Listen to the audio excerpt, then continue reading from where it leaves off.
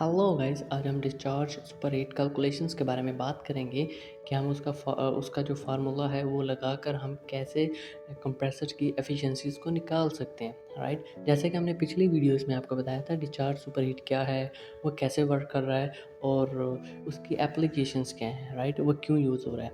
तो चलिए टाइम ज़ाया किए बिना शुरू करते हैं। तो दोस्तों, शुरू करने से पहले आपको फ्रियोन गैस का टेम्परेचर और प्रेशर गैस का रिलेशनशिप का जो चार्ट है इसकी जानकारी होना ज़रूरी है। तो दोस्तों, कोई इतनी रॉकेट साइंस नहीं है यार, ये आपको 30 सेकंड में मैं आपको बता दूंगा। राइट, तो आपके सामने एक डायग्राम आ रही होगी और इसका जो आपको लिंक है वो डिस्क्रिप्शन पर मिल जाएगा, आप वहाँ जाके ईजिली इसको डाउनलोड कर लेंगे। तो चलिए शुरू करते हैं कि ये कैसे कैलकुलेशन हो रही है इसकी।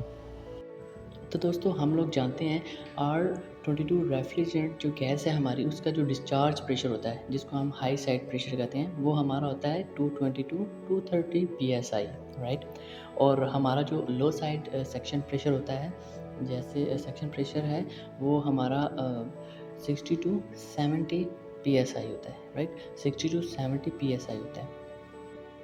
तो जल्दी से हम ये वाली वैल्यूज़ जो हैं हाई प्रेशर साइड और लो प्रेशर साइड की वैल्यूज़ को हम लोग चार्ट पे देख लेते हैं कि हमारे पास क्या उसका टेम्परेचर आ रहा है। राइट, और दोस्तों हमें ये पता है कि हमारी जो डिस्चार्ज सुपर हीट है वो उसकी जो मैक्सिमम जो लिमिट वैल्यू है, स्टैंडर्ड है, जिस पर आपका कंप्रेसर अच्छी एफिशिएंसी पे वर्क कर रहा है, वो क्या है। वो दोस्तों हमारी जो टेम्परेचर है उसका वो 90 टू 95 फ़ारेनहाइट है। राइट, ये वैल्यू आपने याद रखनी है। ये आपका जब कंप्रेसर ये वैल्यू आपको देगा, इट्स मीन आपका जो डिस्चार्ज सुपर हीट है वो आपकी एक्यूरेट वैल्यू निकलेगी और आपकी जो कंप्रेसर है वो एक्यूरेट वैल्यूज़ पर, एफिशिएंसीज पर वर्क कर रहा है। राइट, थंब रूल पर वर्किंग कर रहा है। राइट, तो चलिए जल्दी से हम लोग जो है ना हमारी अपनी वैल्यूज़ जो हैं वो हम फार्मूला के अंदर पुट कर देते हैं। राइट, तो हमारे पास डिस्चार्ज प्रेशर है जो स्टैंडर्ड लिमिट पर आता है R22 रेफ्रिजरेंट का, वो 220-230 PSI है। राइट, हम लेंगे 230। ठीक है, 230 PSI माइनस आपका जो लो साइड जो आपका सेक्शन साइड प्रेशर है वो आपका 60-70 होता है, तो हम 70 PSI लेंगे। राइट, तो जब हम इन दोनों के सब्ट्रैक्शंस करेंगे तो हमारे पास 160 PSI आएगा। राइट, तो चलिए अब देखते हैं 160 PSI क्या कहता है चार्ट के अंदर।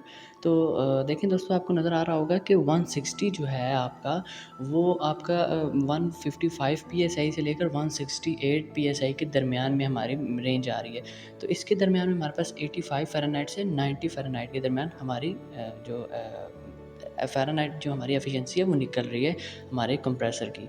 तो इस तरह हम लोग ईज़िली पता लगा सकते हैं कि हमारा जो कंप्रेसर है वो कितने परसेंटेज पर काम कर रहा है, कितनी हीट और गेन कर रहा है, लूज़ कर रहा है और कितनी एफिशिएंसी पर वो चल रहा है। राइट, तो बने रहिए दोस्तों। आज के लिए बस इतना ही। इंशाल्लाह एक बार फिर हाज़िर होंगे एक न्यू टॉपिक के साथ। अल्लाह हाफ़िज़।